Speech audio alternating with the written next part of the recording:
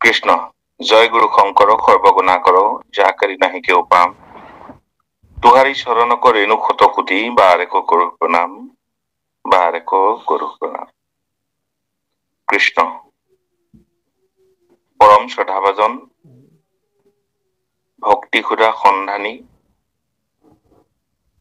অনুষ্ঠানৰ সন্মানীয় সভাপতি প্ৰভুজনা সেৱাভাজন সম্পাদক প্ৰভুজনা লগতে ভক্তি ক্ষুধা সন্ধানী অনুষ্ঠানৰ সমস্তজন প্ৰভু সমস্ত মাতৃসকল আজি পবিত্ৰ অনুষ্ঠানটিৰ শুভাৰম্ভ কৰা বৰগীতেৰে শুভাৰম্ভ কৰা সেৱাভাজন গীতাঞ্জলি আইগৰাকী ভক্তি ক্ষুধা পবিত্ৰ অনুষ্ঠানটিৰ প্ৰতিষ্ঠাপক মোৰ অতি শ্ৰদ্ধাৰ শ্ৰীমন্ত শংকৰদেৱ সংঘৰ এগৰাকী বিশিষ্ট ভাগৱত ব্যাখ্যাকাৰক মোৰ সন্মানীয় মন্দিৰা ভাৰ্দাই আপোনাক খুব সভাপতিৰ চৰণলৈ আমি আমাৰ আন্তৰিক সশ্ৰদ্ধ ভক্তিপূৰ্ণ সেৱা আগবঢ়াইছো প্ৰভু সমস্ত আজি যিভাগী পবিত্ৰ এটা বিষয় লৈ আৰু সময়ৰ প্ৰাসংগিক এটা বিষয় লৈ এই অনুষ্ঠানটি আমি আৰম্ভ কৰা হৈছে আয়োজন কৰা হৈছে এইটো এটা আজিৰ কাৰণে বহুত প্ৰাসংগিক বিষয় মহাপুৰুষ মাধৱদেৱৰ ভক্তিৰস নামঘোষাৰ ভক্তিৰস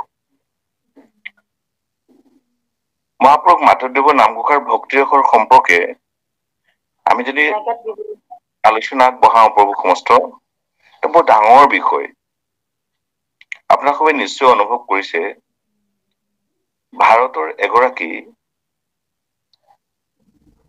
বিশিষ্ট সনাতন ধৰ্মৰ যাজক বিনোবা যেতিয়া অসমলৈ আহিছিল তেতিয়া বিনোবাই এষাৰ কথা তেওঁ যাবৰ সময়ত এটা নোট এটা লিখি থৈ গৈছিল যেনেকৈ হৰ্ষবৰ্ধনৰ ৰাজত্বৰ কালত হিউৱেন চাং ভাৰতলৈ আহোঁতে চীন পৰ্যটক হিউৱেন চাঙে যেনেকৈ ভাৰতৰ সম্পৰ্কে এটা টোকা লিখি থৈ গৈছিল ঠিক তেনেকৈ বিনোবাই অসমলৈ আহি তেওঁ যেতিয়া অসমৰ পৰা ঘূৰি যাবৰ সময়ত তেওঁ এটা অতি সুন্দৰ এটা টোকা লিখি থৈ গৈছে তাৰ টোকাটোত লিখিছে পৃথিৱীত ধৰ্মশাস্ত্ৰ আছে যত যত সবাৰো তত্ত্ব আছে ঘোষাৰ মধ্যত নিশ্চয় আপোনালোকে পঢ়িছে শ্ৰদ্ধাভাজন বিনোবা প্ৰভুজনাই লিখি থৈ গৈছে পৃথিৱীত ধৰ্মশাস্ত্ৰ আছে যত যত ইয়াত অসমৰ কথা কোৱা নাই ভাৰতৰ কথা কোৱা নাই এছিয়া মহাদেশৰ কথা কোৱা নাই বিশ্ব ব্ৰহ্মাণ্ডৰ কথা কৈছে তেখেতে যে পৃথিৱীত ধৰ্মশাস্ত্ৰ আছে যত যত সবাৰো তত্ত্ব আছে ঘোষাৰ মধ্যত আমাৰ সনাতন পৰম্পৰাত যিমানখিনি ধৰ্মশাস্ত্ৰ আছে তেখেতৰ সেই উক্তিটোৰ পৰা আমি এটা বুজি পাম যে যদি আমি আজি মহাভাৰতৰ কিছু কথা জানিব বিচাৰো তাৰ আগতে আমি ঘোষা শাস্ত্ৰ পঢ়িব লাগিব আমি যদি আজি ৰামায়ণৰ এটা বিষয় ভালকে জানিব বিচাৰো তাৰ আগতে দৰ্শনটো ল'ব লাগিব আমি মহাপুৰুষ মাধৱদেৱৰ নামঘোষাৰ এই মহাপুৰুষ মাধৱদেৱৰ নামঘোষা ভাগৰ ৰচনাৰ ইতিবৃত্তিসকল আজি যুগৰ নতুন প্ৰজন্মৰ যুৱ বন্ধুসকলে বিশেষকৈ আজি প্ৰতিভা আপোনালোকৰ ভক্তি সুধা সন্ধানী অনুষ্ঠানত যিসকল এতিয়ালৈকে আমি দেখিলো আজি সভাত আপোনালোকৰ উপস্থিত সকলোৱে একো একোজন অভিজ্ঞ ব্যক্তি আপোনালোক সকলোৱে একো একোজন সেৱক আৰু আপোনালোক সকলো জ্ঞান গম্ভীৰ একো একোজন ব্যক্তি গতিকে আপোনালোকে এইখিনি কথা জানে প্ৰভুসকল গতিকে আপোনালোকলৈ নহয় মোৰ এই বক্তব্যটো আজি আমি যিখিনি কথা পাতিম সেই কথাখিনি আজিৰ যুগৰ উঠি অহা নতুন প্ৰজন্মসকলৰ কাৰণে তেওঁলোকে মহাপুৰুষ মাধৱদেৱৰ যিটো দৰ্শন এজন পণ্ডিতে লিখিছে আজিলৈকে পৃথিৱীত এনেকুৱা এজন দাৰ্শনিক পণ্ডিত জন্ম হোৱা নাই যিজন পণ্ডিত মহাপুৰুষ মাধৱদেৱৰ দৰ্শনৰ লগত একেলগে সমানে দুইজনৰ দৰ্শন মিলাব পাৰি গতিকে মাধৱদেৱৰ দৰ্শন সেই প্ৰভুসকল প্ৰথমতে মহাপুৰুষ মাধৱদেৱৰ আমি দৰ্শনৰ পৰা চাওঁ যে পৃথিৱীত লক্ষ লক্ষ কোটি কোটি আমি মানুহ জন্ম হল অকল মানুহ প্ৰজাতিৰ কথা কৈছো আজিলৈকে কোনো এজন মানুহে কব পৰা নাই যে মানৱী জনম সম্ফল কৰিলো কেৱল মাত্ৰ কৃপালু মাধৱ মহাপুৰুষে কব পাৰিছিল যে মানৱী জনম সম্পল কৰিলো। তাৰ আগৰ বাক্যটো লিখিছে তেখেতে যে হৰিৰ চৰণত শৰণ ললো মানৱী জনম সম্পল কৰিলো। অৰ্থাৎ হৰিৰ চৰণত শৰণ লোৱাৰ কাৰণেহে মানৱী জনম সম্পল কৰিব পৰা গল। এই কথাষাৰ মহাপুৰুষ মাধৱদেৱৰ উক্তি আছে। গতিকে তেনেকুৱা এজন দাৰ্শনিক পণ্ডিতৰ তেখেতক আমি এজন প্ৰথমতে দাৰ্শনিক বুলি ধৰি লওঁ। এই দাৰ্শনিক পণ্ডিতজনে যিখন শাস্ত্ৰ ৰচনা কৰিলে, এই শাস্ত্ৰখনৰ ৰচনাত আমাৰ অসমৰ এগৰাকী প্ৰতিষ্ঠিত সাহিত্যিক নলিনীবালা দেৱীয়ে কৈছিল এষাৰ কথা। পৃথিৱীত আজিলৈকে তেনেকুৱা এখন শাস্ত্ৰ ৰচনা হোৱা নাই যিখন মহাপুৰুষ মাধৱদেৱৰ নামঘোষাৰ সৈতে একেলগে একেখন থাপনাত থব পাৰি। অৰ্থাৎ মাধৱদেৱৰ নামঘোষাৰ দৰ্শনটো ইমান ডাঙৰ আছে। এক ঈশ্বৰবাদ আৰু ঈশ্বৰ ভক্তি, এক ঈশ্বৰবাদ আৰু ঈশ্বৰ ভক্তিক মূলমন্ত্ৰ হিচাপে লৈ জগতগুৰু কৃপালু শংকৰ গুৰুজনাই প্ৰপন্ন খ্ৰীষ্ট মহাপুৰুষ মাধৱ মহাপুৰুষে এই ভক্তিমংগল ঘোষাভাগ ৰচনা কৰিছিল। কিয় কৰিব পালে? আমি গুৰুচৰিত্ৰত পাইছো, প্ৰভুসকল সকলোৱে আপোনালোকেও পাইছে। যিদিনা পৰম জগতগুৰু কৃপালু গুৰুজনাৰ যেতিয়া বৈকুণ্ঠ প্ৰয়াণৰ সময় আহিল, সেইদিনা মহাপুৰুষ মাধৱে কৈছে, কৃপালু গুৰুজন, মই গম পাইছো আপুনিতো আজি যাবগৈ। এই ইমান ডাঙৰ ধৰ্মৰ ভাৰখন মই কেনেকৈ ল'ম প্ৰভু? কৃপা কৰি তুমি মোক লগতে লৈ যোৱা। এই কথাষাৰ যদি আমি ইতিহাস লুটিয়াই চাওঁ প্ৰভুসকল, শ্ৰীমদ ভাগৱতৰ একাদশ স্কন্ধত ভগৱন্ত কৃষ্ণ বৈকুণ্ঠলৈ যোৱাৰ সময়ত তেখেতৰ পৰম কুহিত উদ্ধৱ মহন্তই কৈছিল, হে প্ৰভু, তুমি গুচি গলে এই মোৰ অন্ধকাৰ জগতখন মই কেনেকৈ থাকিম? মোক লগত লৈ যোৱা প্ৰভু, মোক তুমি লগত লৈ যোৱা। তুমি যিখিনি খাই এৰি দিয়া সেইখিনি মই খাওঁ, তুমি যিখিনি পিন্ধি এৰি দিয়া প্ৰভু মই সেইখিনি পিন্ধো, সকলো সময়তে তোমাৰ লগতে থাকো। তুমি গুচি গলে প্ৰভু মই কাৰ লগত থাকিম? গতিকে তুমি মোকো লগত লৈ যোৱা। তেতিয়া অনন্ত পুৰুষ ভগৱন্তই কৈছিল, তুমি মই দুয়ো গলে মিলিব অথন্ত। সেই মহন্ত উদ্ধৱ প্ৰাণৰ বান্ধৱ, তুমি আৰু মই যদি দুইজন গুচি যাওঁ তেতিয়াহ'লে পৃথিৱীখন অন্ধকাৰ হৈ যাব, ধৰ্ম নাইকিয়া হৈ যাব, পৃথিৱীখন ভ্ৰষ্টাচাৰ হব আৰু পৃথিৱীখনৰ কুসংস্কাৰ অন্ধবিশ্বাসেৰে ভৰি পৰিব। গতিকে তুমি মোৰ লগত যাব নোৱাৰিবা। গতিকে মই যাম, কিন্তু মই এটা বস্তু থৈ যাম। এই কথাষাৰ কৃপালু মাধৱ মহাপুৰুষে লিখিছে। এই শাস্ত্ৰখন ঠিক তদ্ৰূপ গুৰুজন বৈকুণ্ঠলৈ যোৱাৰ সময়ত মাধৱ মহাপুৰুষে কৈছিল, প্ৰভু তুমি গুচি যাবা, মই তোমাক ক'ত লগ পাম? তেতিয়া গুৰুজনে কৈছিল, শুনা মাধৱ, তুমি মই দুইজন একেলগে গলে নহব, তুমি থাকিব লাগিব আৰু ময়ো থাকিম তোমাৰ লগত। ক'ত থাকিম? শুনিও মাধৱ বোৰৰ থাকিবাৰ থান, কীৰ্তন দশম মূৰ মূৰ্তিৰ সমান। সেই বৰাৰপুৰ মাধৱ, মই যাম, যদি মই ক'ত থাকিম? কীৰ্তন দশম য'ত থাকিব ধৰি লোৱা সেইটোৱে মই। পিছে মই অকলে থাকিলে নহব মাধৱ, শুনা, মোৰ লগত তুমিও থাকিবা। অ ঘোষা নামে শাস্ত্ৰ খনি তুমিও ৰচিবা, ঘোষাৰত নাৱলি মই দে তুমিও থাকিবা। অকল মই থাকিলে নহব বৰাপু, মোৰ লগতে তুমিও থাকিবা। ঘোষা নামে শাস্ত্ৰ খনি তুমিও ৰচিবা, ঘোষা ৰত্নাৱলী মধ্যে তুমিও থাকিবা। সেই কথাকে আপোনালোকে নিশ্চয় অনুভৱ কৰিছে প্ৰভু সমস্ত আই মাতৃসকল, যুৱ বন্ধুসকল। জেনিছ দৰবাই লিখিছে তেখেতৰ এটা আৰ্টিকুলত, তেখেত এটা প্ৰবন্ধত লিখিছে, মই ভাৰতবৰ্ষলৈ গৈছিলো, মই সনাতন ধৰ্মৰ সম্পৰ্কে কিছু কথা জানিবলৈ গৱেষণা কৰিবলৈ ভাৰতলৈ আহিছিল জেনিছ দৰবাই। তেওঁ যাবৰ সময়ত তেওঁ গৱেষণা গ্ৰন্থত লিখিছে, মই অসমত গৈ দুজন মহাপুৰুষক নিজ হাতে মই স্পৰ্শ কৰি আহিছো বুলি কৈছে। জেনিছ দৰবাই তেওঁ নিজ দেশত গৈ তেওঁ বন্ধুসকলৰ আগত কৈছে যে মই ভাৰতবৰ্ষলৈ গৈ দুজন মহাপুৰুষক মই নিজ হাতে স্পৰ্শ কৰি আহিছো। তেতিয়া কলে কেনেকৈ? তেতিয়া কৈছে, মই এই সনাতন ধৰ্মৰ সম্পৰ্কে গৱেষণা কৰিবলৈ ভাৰতবৰ্ষলৈ গৈছিলো, কিন্তু ভাৰতবৰ্ষত মই 6 মাহ দিন থাকিলো। যিমানখিনি মই বিচাৰিছিলো মোৰ মনত বিচৰা ধৰণে মই পোৱাই নাছিলো। তেওঁ ঘূৰি যাবলৈ মাত্ৰ 3টা দিন সময় বাকী আছে। তেতিয়া তেওঁ এজন বন্ধুৱে কলে, তুমি অসমলৈ গৈছিলা? বোলে নাই যোৱা। অসম ক'ত আছে? ভাৰতৰ পূব প্ৰান্তত এখন সৰু ৰাজ্য। সেই ৰাজ্যখনত লগালগ তেওঁ পোনপথে আহি গুৱাহাটী পালে। গুৱাহাটীত সুধিলে বৰদোৱা ক'ত আছে? তেওঁ ততালিকে আহি বৰদোৱা পালে। বৰদোৱাত সেইদিনা গুৰুচৰিত্ৰ পাঠ হৈ আছিল। তাৰ গুৰুচৰিত্ৰৰ সেই কথাখিনি ওলাইছিল। শুনিও মাধৱ মূৰত থাকিবাৰ থান, কীৰ্তনত সমমূৰ মূৰ্তিৰ সমান। ঘোষা নামে শাস্ত্ৰ শুনি তুমিও ৰচিবা, ঘোষা ৰত্নাৱলী মধ্যে তুমিও থাকিবা। এই বাক্যটো তেওঁক যেতিয়া অসমীয়াৰ পৰা ইংৰাজীলৈ যেতিয়া তেওঁক অনুবাদ কৰি দিলে, লগত এজন অনুবাদক আহিছে, তেতিয়া তেওঁ দেখিলে তেওঁ ভক্তিভাৱে কীৰ্তনখনক চুই চাইছে, তেওঁ শংকৰদেৱ নিচিনা লাগিছে। আৰু মাধৱ মহাপুৰুষৰ যেতিয়া তেওঁ ঘোষা শাস্ত্ৰখন চুই চাইছে, তেওঁৰ দুইখন হাত কঁপি গৈছেগে, মাধৱ মহাপুৰুষক স্পৰ্শ কৰা নিচিনা লাগিছে। সেই প্ৰভুসকল, সেই মোৰ আই মাতৃসকল, আজি ভক্তি সোধা সন্ধানী পবিত্ৰ অনুষ্ঠানটোৰ সমস্তজন প্ৰভুসকল, আই মাতৃসকল, এই বাৰ্তাটো আমি উঠি অহা নতুন প্ৰজন্মৰ মানুহৰ মাজলৈ, সমাজৰ মাজলৈ পঠাব লাগিব যে ঘোষা শাস্ত্ৰখন স্পৰ্শ কৰিলে কৃপালু মহাপুৰুষ মাধৱদেৱক স্পৰ্শ কৰা যিটো অন্তৰত আমাৰ ভক্তি ভাৱটো জাকিব লাগিব, হয়নে প্ৰভুসকল? তেতিয়া মহাপুৰুষ মাধৱদেৱে কৈছিল যে প্ৰভু, ইমান ডাঙৰ এটা দায়িত্ব মই কেনেকৈ পালন কৰিম? তেতিয়া প্ৰথম ঘোষাভাগ আৰম্ভ কৰিছে কৃপালু গুৰুজনে, মুক্তি তুনি স্পৃহ যিটো, সেহি ভকতক নমো ৰসময়ী মাগৱতী। যেতিয়া মহাপুৰুষৰ এই ৰসময়ী শব্দটোৰ বিবেকত সোমাই গল, যে গুৰুজনে কি বিচাৰিছে, যে ভক্তিৰ মানে যিবা ঘোষা লিখিম ভক্তি ৰসেৰে আৰম্ভ কৰা হওক, ৰসময়ী মাগু শুভকতি।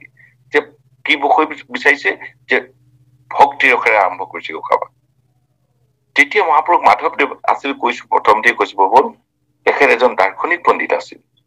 তেখেতে গুৰুজনৰ দৰ্শনটো বুজি পালে যে কৃপালু গুৰুজনে বিচাৰিছে যে যিভাগ শাস্ত্ৰ আমি ৰচনা কৰিম বা যিভাগ ঘোষা ৰচনা কৰিম, সেই ঘোষাভাগ ভক্তিৰে আৰম্ভ হওক আৰু ভক্তিৰে সামনি পৰিব। এইদৰে মহাপুৰুষ মাধৱদেৱে ভক্তি ৰসেৰে যেতিয়া ঘোষাভাগ আৰম্ভ কৰিলে, তেওঁ লিখোতে লিখোতে লিখোতে লিখোতে গোটেই ঘোষাভাগ তেওঁ আৰম্ভ কৰি লিখি লিখি লিখি লিখি শেষলৈ শেষ পৰ্যায় পালেগৈ। সকলোতে ভক্তি ভক্তি ভক্তি ভক্তি ভক্তিয়ে সোমাই আছে। যেনেকৈ প্ৰভুসকল, মই এখন সভাত ভাষণ দিব গৈছিলো, বক্তব্য ৰাখিব গৈছিলো, তাত মোক এগৰাকী আয়ে সুধিছিল, কৃপালু বাপজন, মই এটা কথা বুজি নাপালো যে নামঘোষা শাস্ত্ৰখনৰ নাম কোনোবাই হাজাৰী ঘোষা কয়, কোনোবাই নাম ঘোষা কয়, নামঘোষানো কিয় কাৰণে হল? এই কথাখিনি আমি ধৰক আমাৰ প্ৰভুসকল, আপোনাৰ খবৰ কাৰণে নহয় দেই প্ৰভুসকল, আপোনাৰ সবে নিশ্চয় এইখিনি সকলো কথা জানে।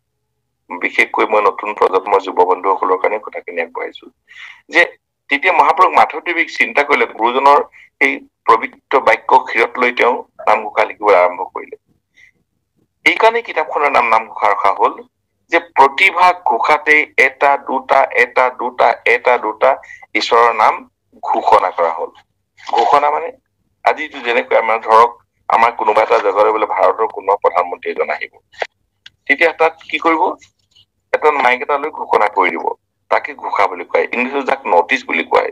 ঠিক মহাপুৰুষ মাধৱ মহাপুৰুষ জনাই প্ৰতিভাগ ঘোষাতে এটা দুটা এটা দুটা এটা দুটাকৈ ঈশ্বৰৰ নাম যাতে ঘোষণা কৰিব পাৰো, তেনেকৈ তেওঁ ঘোষা শাস্ত্ৰভাগ আৰম্ভ কৰিলে। কৰোতে কৰোতে কৰোতে গোটেই শাস্ত্ৰভাগ তেখেতে শেষ কৰি দিলে। শেষ কৰোতে কৰোতে তেখেতে বস্তুখিনি সামৰিবই নোৱাৰিছে, ইমান ভক্তিটো ওলাইছে। আপোনাৰ সবে চব প্ৰভুসকল, যিকোনো এভাগ ঘোষা লওকচোন আপোনাৰ সবে, ধৰক যাৰ পুত্ৰ সবে তো হৰিত শৰণলৈ, হৰিগুণ গায় শুদ্ধ ভাৱে, নদী দুগ্ধ ঘৃত মধু, নদীৰ জলকপিয়া, পিতৃগণে টিপিতক পায়। এই ঘোষাভাগত কেইটা ঈশ্বৰৰ নাম আছে? যাৰ পুত্ৰ সবে ঐত হৰিত শৰণলৈ, হৰি, তাৰপিছতে হৰিগুণ গাৱে শুদ্ধ ভাৱে, আকৌ এবাৰ হৰি বুলি ওলালে। গতিকে প্ৰতিভাগ ঘোষাতে এটা দুটা এটা দুটা এটা দুটা ঈশ্বৰৰ নাম ঘোষণা কৰোতে কৰোতে কৰোতে কৰোতে গোটেই শাস্ত্ৰখনতে এইদৰে ঈশ্বৰৰ নাম ঘোষণা কৰোতে কৰোতে শাস্ত্ৰখনৰ শেষ পৰ্যায় পালে। দেখিছে সামৰণি নহৈছে নহৈছে।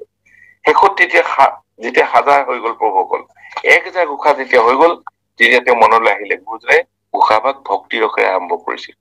গতিকে কৃপালু মাধৱ মহাপুৰুষে সামৰণি মাৰিলে, এহু ৰস মাধৱ মুৰুষমতি গাৱে। অৰ্থাৎ ভক্তি ৰসেৰে আৰম্ভ কৰি ভক্তি ৰসেৰে ঘোষাভাগৰ পৰিসমাপ্তি ঘটাইছে।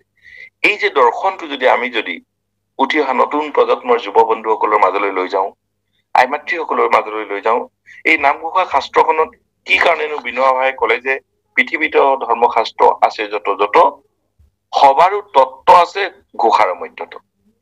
নলিনীবালা দেৱীৰ নিচিনা এগৰাকী বিশিষ্ট সাহিত্যিকে কিয় কয় যে পৃথিৱীত আজিলৈকে মহাপুৰুষ মাধৱদেৱৰ নামঘোষাৰ যিটো দৰ্শন, সেই দৰ্শনটো ঢুকি পোৱা তেনেকুৱা এখন শাস্ত্ৰ নাই যিখনে একেখন ঠগাতে থব পাৰি। ইয়াৰ মূলত কাৰণ হৈছে যে নামঘোষাৰ দৰ্শনত নামঘোষা এনেকুৱা এখন শাস্ত্ৰ, তাত বৃদ্ধসকলে বিচাৰে তাত বৃদ্ধসকলৰ কাৰণে পাব, যেনেকৈ বিচাৰে।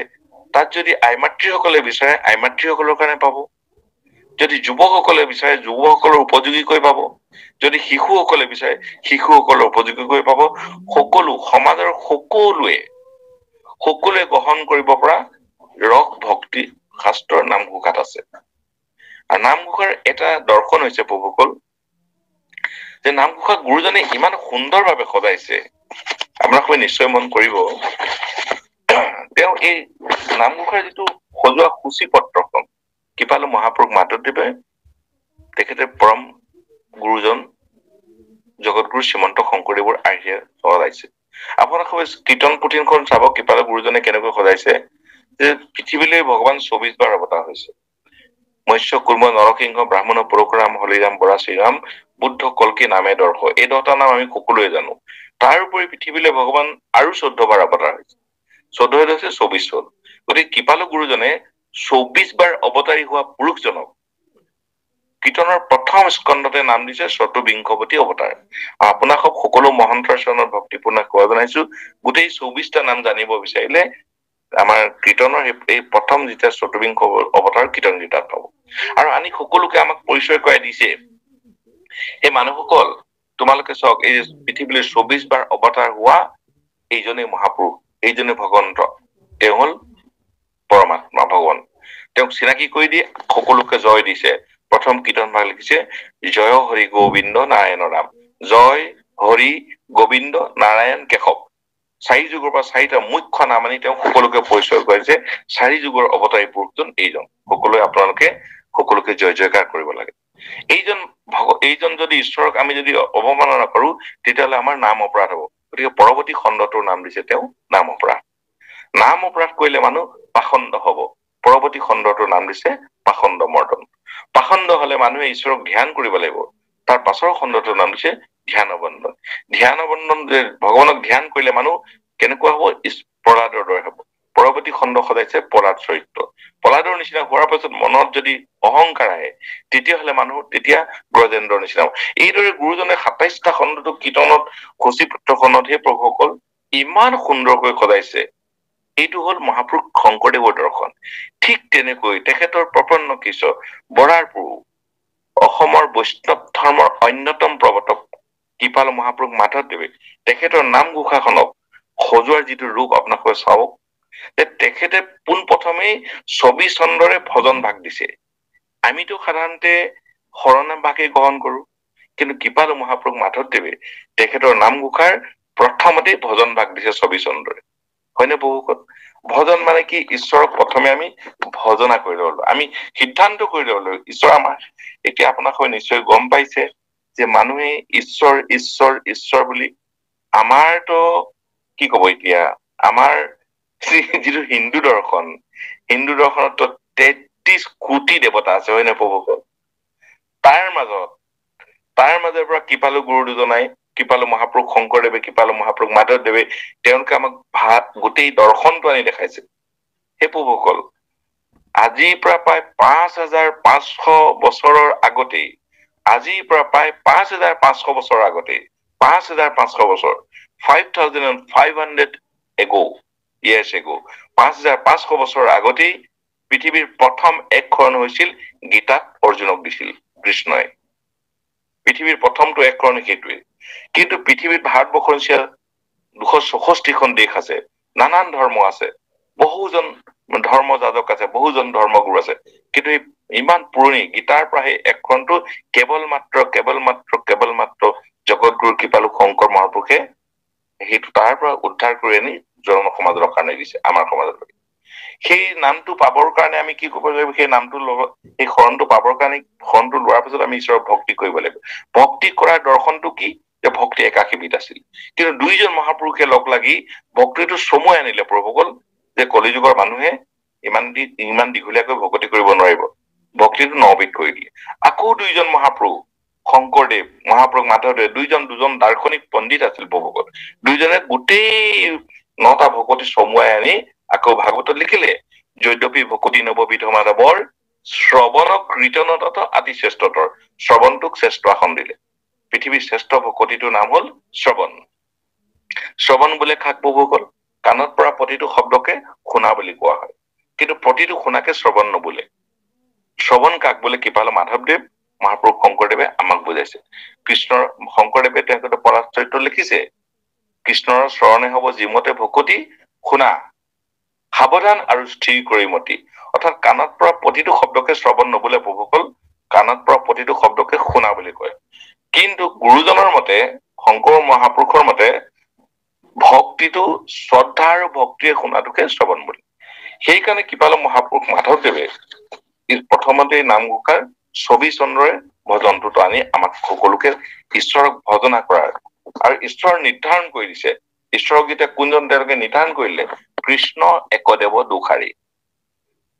কৃষ্ণই হল সৰ্বশ্ৰেষ্ঠ ভগৱান, সেইজনক নমস্কাৰ কৰিব লাগে। নমস্কাৰ কাক কৰিব লাগে? কৃষ্ণই যিকেইটা ৰূপ লৈ মেইনলি অৱতাৰ হৈছিলে। তাৰ পাছত দিলে তেওঁ নমস্কাৰ মৎস্য, কুৰ্ম, নৰহ, সিংহ, ব্ৰাহ্মণ, পৰশুৰাম, হলিৰাম, বৰা, শ্ৰীৰাম, বুদ্ধ, কল্কি, এই 10টা নামকে আনি তেওঁ আমাৰ আগত সকলোকে পৰিচয়, যিজনক আপোনালোকে ভজনা কৰিছ, এই 10টা মুখ্য ৰূপ লৈ আহি তেওঁ পৃথিৱীলৈ ধৰাধামলৈ আহিছে। সেইকাৰণে সেইজনক আমি সকলোৱে নমস্কাৰ কৰিব লাগে। সেই নমস্কাৰটো তেওঁ আনি নামঘোষা শাস্ত্ৰত 2য় ভাগত দিলে। তাৰপিছত দিলে এইখিনি কোনে ক'ত লব পাৰিব? আপোনালোকে ক'ত থাকিব? ভগৱান, এইজন ভগৱান থাকিব ক'ত? তেওঁ পাছৰ পৰ্যায়ত নামঘোষা নিশ্চয় আপোনালোকে পঢ়িছে। ক'ত থাকিব এইজন ঈশ্বৰ? ক'ত থাকিব? যে একান্ত ভকত সৰ্বে নিৰ্গুণ কৃষ্ণৰ গুণ গাৱে সদা বকিয়া যথাত, বৈকুণ্ঠকো পৰিহৰি যোগীৰো হৃদয়েৰি, থাকে হৰি সাক্ষাতে তথাৎ। নামঘোষাত তেওঁ উপদেশত লিখিলে। প্ৰথমতে আমাক ঈশ্বৰক পৰিচয় কৰাই দিলে, ঈশ্বৰৰ ৰূপকেইটা বৰ্ণনা কৰিলে। তাৰপিছত তেওঁ ক'ত লগ পাব বুলি কলে? ভকতৰ সংগত। মহাপুৰুষ মাধৱদেৱে কয় যে ক'ত লগ পাব? ভকতৰ সংগত। এতিয়া ভকতৰ সংগলৈ আমি যাব লাগিব, হয় নাই প্ৰভুসকল? আৰু ভকতৰ সংগত গৈ আমি কি কৰিব লাগিব? শ্ৰৱণ কৰিব লাগিব। শ্ৰৱণটো কেনেকৈ কৰিব? শুদ্ধ চিতে আৰু একান্ত ভাৱে। যদি আমি তাকে নকৰো, শুদ্ধ চিতে যদি নকৰো, আমি গোটেই শাস্ত্ৰখন যদি আমাৰ কণ্ঠস্বৰ থাকে, ঈশ্বৰত ভকতি নহয়। কাৰণ একাশীবিধ ভকতি দুইজন দাৰ্শনিক পণ্ডিতে লগ লগাই আনি 9বিধ কৰিলে। 9বিধৰ পৰা তেওঁলোকে শ্ৰেষ্ঠ কৰি 2বিধ থলে। গতিকে নামঘোষাৰ মাধ্যমেৰে গুৰুজনে, মহাপুৰুষ শংকৰদেৱৰ পবিত্ৰ উপদেশ মতে মহাপুৰুষ মাধৱদেৱে নামঘোষাৰ জৰিয়তে এই কথাখিনি আমাৰ জনসমাজলৈ পঠাব বিচাৰিছে, এটা বাৰ্তা দিব বিচাৰিছে। হে প্ৰভুসকল, হে মাতৃসকল, হে জগতবাসী, তোমালোকে এইজন পুৰুষক ক'ত লগ পাবা? বোলে ভকতৰ সংগ। নাৰদে যেনেকৈ প্ৰশ্ন কৰিছিল যে প্ৰভু যেতিয়া আহিলো তোমাক বোলে মই নাপাওঁ, নাথাকো নহয় নাৰদ। নাৰদে ক'ত? নাৰদে আপোনালোকে নিশ্চয় আপোনালোকে বৃহৎ নাৰদী পুৰাণত পঢ়িছে। নাৰদৰ আগত কৈছে, নাৰদত বিষ্ণু আশ্ৰন্ত কৈ বৈকুণ্ঠত মই নাথাকোলৈ, যোগীৰো হিয়া এৰি সমুদায়, থাকো ভকতৰ কীৰ্তন আছে। প্ৰভুসকল, নিশ্চয় আপোনালোকে গম পাইছে, নামঘোষাৰ ভক্তি দৰ্শন এইটো এটা বহুত ডাঙৰ বিষয়। মোৰ আজিও মনত আছে, সেইবাৰ আমি শৰণ গ্ৰহণ কৰিছো সুনাম চুতীয়া পৰম শ্ৰদ্ধাৰ প্ৰভুজনা। তেতিয়া তেখেতে এষাৰ কৰিছিল, নামঘোষাৰ বিষয়ে এটা কথা কৈছিল যে নামঘোষাৰ এটা যদি এভাগ যদি ঘোষা আমি লওঁ, সেই ঘোষা ভাগক যদি আমি আলোচনা কৰো, এখন অভিধান হব। এটা আপোনালোকে চাওক, তেখেতে নামঘোষাৰ 34 চাগে দেই, 34 নম্বৰ কোটত লিখিছে যে সাধু সংগ অনুসৰা, শ্ৰৱণ কীৰ্তন কৰা, পৰিহৰা পাখণ্ড আচাৰ। হয়নে প্ৰভুসকল? তাত আগভাগ লিখিছে, ৰব দে কি বুলি লিখিছে, শুনা সভা সদস্য নেৰিবা শাস্ত্ৰলয়, হৰি গুণ ভাগৱত সাৰ, সাধু সংগ অনুসৰা, শ্ৰৱণ কীৰ্তন কৰা, পৰিহৰা পাখণ্ড আচাৰ। কিমান ডাঙৰ জগতবাসীলৈ এটা তেওঁ মেছেজ দিব খুজিছে যে সেই মানুহসকল, আমাৰ অন্তৰত যিখিনি বেয়া ভাৱ আছে, যদি মই যদি আজি কৈ দিওঁ, আমি অধমে কৈ দিওঁ যে মোৰ বোলে খং নাই, জানিব প্ৰভুসকল মোতকৈ মিছলীয়া নাই। মই যদি কৈ দিওঁ বোলে মোৰ বোলে লোভ নাই, জানিব মোতকৈ আৰু মিছলীয়া পৃথিৱীত দ্বিতীয়জন নাই। কাৰণ কাম, ক্ৰোধ, লোভ, মোহ, দম্ভ, অহংকাৰ এইবিলাক হৈছে ঈশ্বৰ প্ৰদত্ত গুণ, সকলোৰে গাত আছে। গতিকে এই গুণখিনি থাকিলে এজন মানুহ পূৰ্ণাংগ গুণ হব নোৱাৰে। গতিকে এই গুণখিনি আঁতৰ কৰিবৰ কাৰণে কি কৰিব লাগিব? কি কৰিব লাগিব? মহাপুৰুষ মাধৱদেৱে নামঘোষা শাস্ত্ৰত লিখিছে, কৰ্ণপথে ভকতৰ হিয়াত প্ৰৱেশ কৰি দুবাসনা হৰে সমস্তৰ, জলৰ যতে কোমল যেহেন খৰত কালে স্বভাৱতে নিৰ্মল হয়। কাণেদি ঈশ্বৰৰ নাম অন্তৰত সোমালে অন্তৰত থকা কাম, ক্ৰোধ, লোভ, মোহ, দম্ভ, অহংকাৰবোৰ লাহে লাহে লাহে লাহে লাহে লাহে কমি যাব। শেষ হৈ নাযায়, কমি যাব। কমোতে কমোতে কমোতে তেওঁ এদিন দাস্য হব। আৰু দাস্য, কাৰণ গুৰুজন মহাপুৰুষ মাধৱদেৱে লিখিছে, শুনা পৰমাৰ্থ তত্ত্ব শ্ৰীমন্ত শংকৰ মত, ধৰিও সজ্জন সকল শৰীৰ কীৰ্তন কৰি সুখে সংসাৰ কতৰি পাইবা ভক্তি পৰম নিৰ্মল। হয়নে প্ৰভুসকল? ঈশ্বৰৰ যদি আমি নিৰ্মল ভক্তি পাব লগা হলে আমি হৰি কীৰ্তন কৰিব লাগিব। হৰি কীৰ্তন কৰিবলৈ হলে আমি কলৈ যাব লাগিব? ভক্তৰ সংগলৈ। তাৰ কাৰণে আমি কি হব লাগিব? প্ৰথমে দাস্য হব লাগিব। কৃপালু মহাপুৰুষজনাই এদিন সুধিলে, বোলে বৰাৰপু, তুমি কোৱাচোন বাৰু, তুমি নিজকে পৃথিৱীত তোমাৰ স্থানটো কিমান বুলি ভাবা? তেতিয়া কৈছে, কৃপালু গুৰুজন কিয়নো সুধিলে বা এনেকুৱা কৈছে?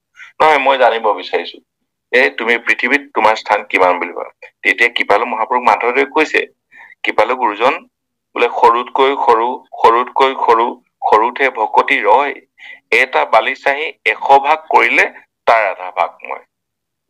সেই প্ৰভুসকল, মহাপুৰুষ মাধৱদেৱে নিজৰ স্থানটো পৃথিৱীত কৈছে, এটা বালিচাহি 100 ভাগ কৰিবা, তাৰ আধা ভাগ মই।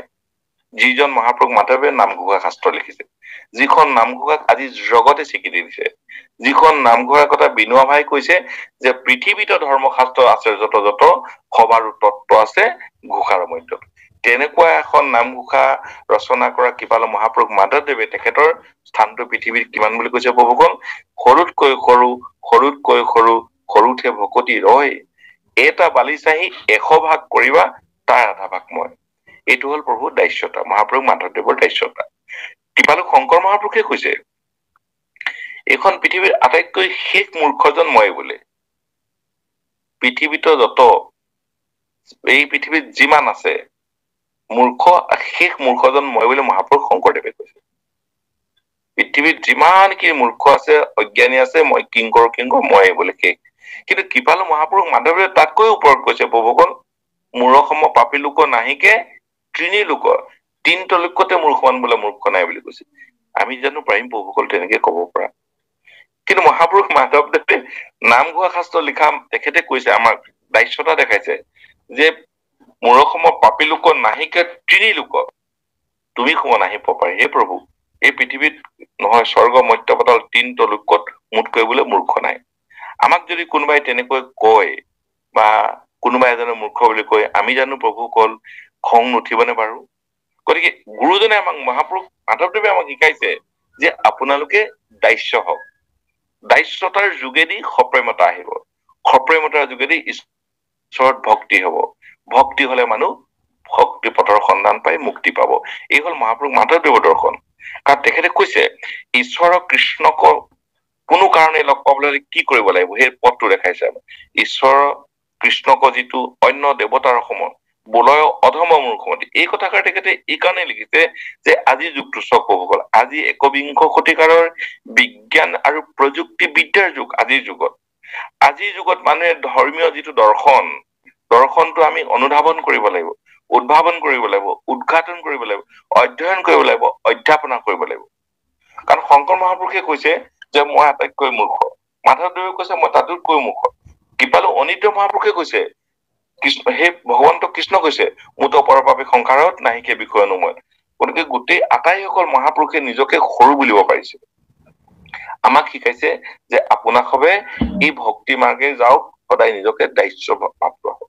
এনেই চাবচোন প্ৰভুসকল, আপোনাক সবৰ প্ৰত্যেকৰে নিজৰ নিজৰ অঞ্চলত এজন বৰ অহংকাৰী ব্যক্তি আছে আৰু এজন বিনয়ী স্বভাৱৰ ব্যক্তি আছে। সমাজে কাক ভাল পাব? বিনয়ী স্বভাৱীজনক ভাল পাব। তদ্ৰূপ মহাপুৰুষ কেইজনে আমাক শিকাইছে যে চৈতন্যপূৰ্ণ কৃষ্ণক যদি আপোনালোকে লগ পাব খোজে, তেতিয়া আপোনালোকে দাস্যভাৱে ভকতৰ সংগলৈ যাওক। ভকতৰ সংগত গলে আপোনালোকে ঈশ্বৰৰ কথা শুনোতে আপোনালোকে এদিন দাস্যতা ভাৱটো যেতিয়া আপোনালোকৰ হৃদয়ংগম হব, তেতিয়া ভগৱন্তক প্ৰাৰ্থনা কৰিব পাৰিব। তাৰ পাছত লিখিছে প্ৰাৰ্থনা, কেনেকৈ লিখিছে, তুমি চিত্ৰ, হে প্ৰভুৰ চিত্ৰটো তুমি, বৃত্তিটোহে মোৰ কেৱল মাত্ৰ, তুমি চিত্ৰ বৃত্তি মূৰ পৰ্বতক নাৰায়ণ। হয়নে বহুকুল? ভগৱন্তই মানে মহাপুৰুষ মাধৱদেৱে কেনেকৈ কৈছে, হে প্ৰভু গোটেই চিত্ৰটো তোমাৰ, কেৱল বৃত্তিটোহে মোৰ প্ৰভুসকল, তুমি মোক যেনেকে চলোৱা তেনেকেই চলিম। তাৰপিছত তেওঁ ঈশ্বৰ কৃষ্ণক যদি আপোনাক তেনেকৈ ধৰণে, ঠিক তেনেধৰণে আমি যদি ঈশ্বৰ কৃষ্ণক যদি আমি আৰাধনা কৰো, তেতিয়া ঈশ্বৰৰ লগত আপোনালোকৰ বান্ধৱ হব পাৰিব।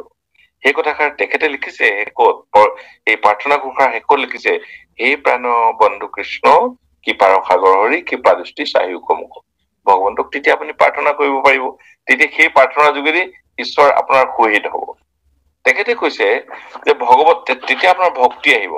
ভক্তি আহিলে কি হব প্ৰভুসকল, ভগৱন্তৰ ভক্তিযুক্ত হব লাগিব, তেতিয়াহে পুৰুষৰ আত্মবোধটো আহিব। অন্তৰখন যেতিয়া ভক্তিযুক্ত নহয়, তেতিয়াহ'লে আত্মবোধটো কেতিয়াও আহিব নোৱাৰে। মহাপুৰুষ মাধৱদেৱে লিখিছে সেইটো কাৰণে, ভগৱন্তৰ ভক্তিযুক্ত পুৰুষৰ আত্মবোধ, তেতিয়াহে মাধৱৰ প্ৰসাদ হবে। কৃষ্ণৰ কৃপাই হৰি গোচৰ সংসাৰ ভয়, এই মানে গীতাৰ মহাপুৰুষ মাধৱদেৱে নামঘোষা শাস্ত্ৰত, এই নামঘোষা শাস্ত্ৰভাগ কৃপালু মহাপুৰুষৰ 400 মান ঘোষা তেওঁ বিভিন্ন উপনিষদ পুৰাণৰ পৰা আনিছে ভাঙনি কৰি। বাকী 600 মান ঘোষা প্ৰভুসকল মহাপুৰুষ মাধৱদেৱ দাৰ্শনিক পণ্ডিত কৃপালু মাধৱদেৱৰ নিজস্ব সৃষ্টি। প্ৰায় 400 মান ঘোষা, একেবাৰে সঠিক তেনেকে হেৰি নাই, প্ৰায় 400 মান ঘোষা বিভিন্ন পুৰাণ উপপুৰাণ আৰু বিভিন্ন ধৰ্মশাস্ত্ৰৰ পৰা তেখেতে অনুবাদ কৰিছে। বাকী 600 ঘোষা মহাপুৰুষ মাধৱদেৱৰ নিজৰ সৃষ্টি। সেইকাৰণে আজিৰ তাৰিখত মহাপুৰুষ মাধৱদেৱৰ দৰ্শনক ঢুকি পোৱা এজনো বিদগ্ধ পণ্ডিত আজিলৈকে পৃথিৱীত ওলোৱা নাই। গতিকে এই মহাপুৰুষ মাধৱদেৱৰ এই নামঘোষা শাস্ত্ৰ আমি আধা ঘন্টাৰ সময়ত আমি ভাঙনি কৰি বা তাৰ অঞ্জলিটো আমি উলিয়াব নোৱাৰো। মই আপোনাক খবৰ লগত এটা সৰু এটা উদাহৰণ দিব খুজিছো প্ৰভু, যে কৃষ্ণ যেতিয়া দ্বাৰকালৈ যাবগৈ, তেতিয়া কৃষ্ণ কুৰুক্ষেত্ৰৰ ৰণ শেষ কৰি যেতিয়া তেওঁ ভগৱন্তৰ কৃষ্ণ যেতিয়া দ্বাৰকালৈ যাবগৈ, তেতিয়া সকলো কৃষ্ণ আগবঢ়াই দিব গৈছে। তেতিয়া আমাৰ কুন্তী মাতৃয়ে, ভক্তি মাতৃ কুন্তী মাতৃয়ে তেওঁক প্ৰাৰ্থনা কৰিছিলে, কৃষ্ণই বাসুদেৱাই দেৱকী নন্দনাই, আপোনালোকে নিশ্চয় শ্লোক ভাগ পাইছে, আমাৰ কীৰ্তনৰ প্ৰথমতে আছে। এটা মই অলপ আগতে কৈছো নে, বিভিন্ন উপনিষদৰ পৰা বা পুৰাণৰ পৰা তেখেতে 400 মান ঘোষা যেনেকৈ তেওঁ অনুবাদ কৰিছে, সেইটো অনুবাদ কৰিছে চাওক। আপোনালোকে পঢ়িব, নিশ্চয় পঢ়িছে, আপোনালোকৰ মুখস্থ আছে, 76, 77, 78, 74, 77, 78 নম্বৰ ঘোষাত সেই শ্লোক ভাগ তেওঁ ভাঙনি কৰিছে। হে কৃষ্ণ হে বাসুদেৱ দেৱকী নন্দন হৰি নমো দেৱ গোপৰ কুমাৰ কৃপাময় শ্ৰী গোবিন্দ তজুপদে অৰবিন্দ কৰো মই লক্ষ্য নমস্কাৰ।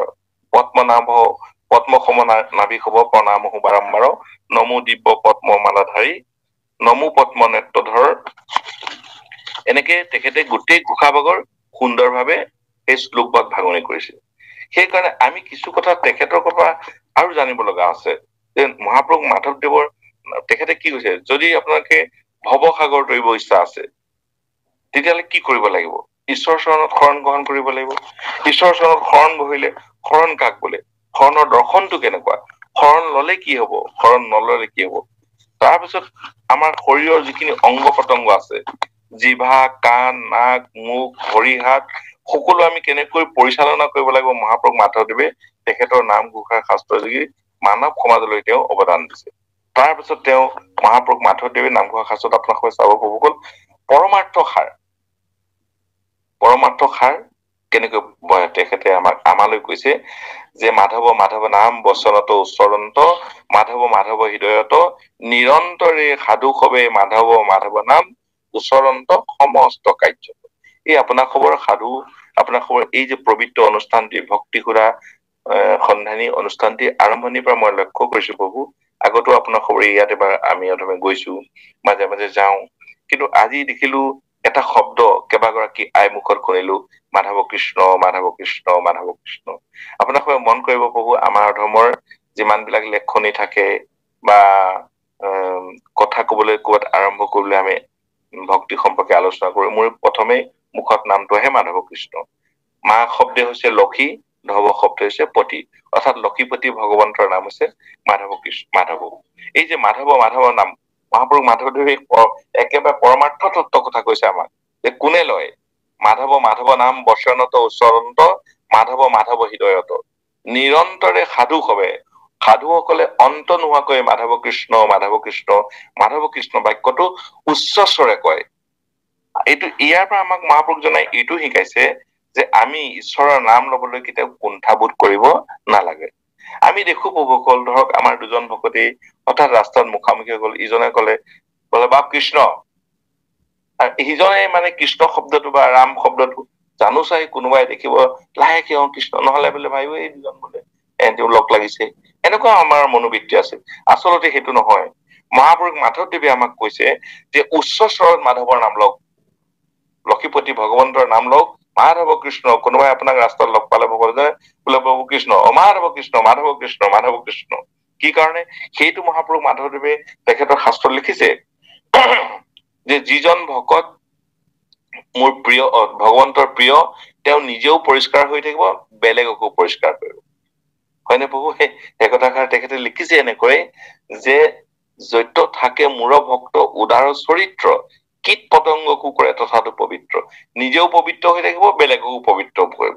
কাৰণ তেওঁ যেতিয়া মাধৱ কৃষ্ণ বুলি ইজনে কলে সিজনে কলে মাধৱ কৃষ্ণ বুলি কোৱাৰ লগে লগে ওচৰত থকা সকলোৰে কাণত সেই শব্দটো পৰিল।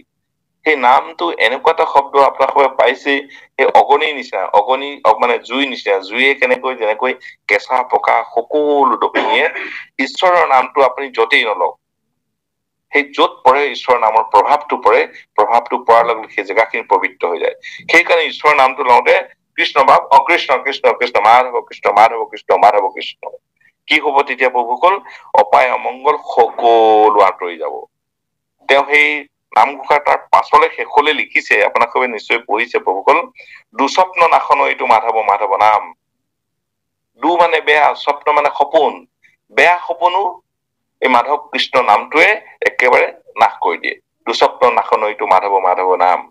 গতিকে সেই প্ৰভুসকল, আই মাতৃসকল, বিশেষকৈ মই মোৰ আজি যি আপোনালোকৰ মাজত উপস্থিত আছে যিসকল জ্ঞানজ্ঞ প্ৰভুসকল, আপোনালোকৰ একেবাৰে সূৰ্য সম, আপোনালোকৰ এই সূৰ্যৰ সন্মুখত যেনেকৈ লেমৰ পোহৰৰ কোনো মূল্য নাথাকে, তেনেকৈ আপোনালোকৰ ওচৰত আমি মহাধন, তেনেকুৱা আপোনালোকৰ পুত্ৰসমূহ।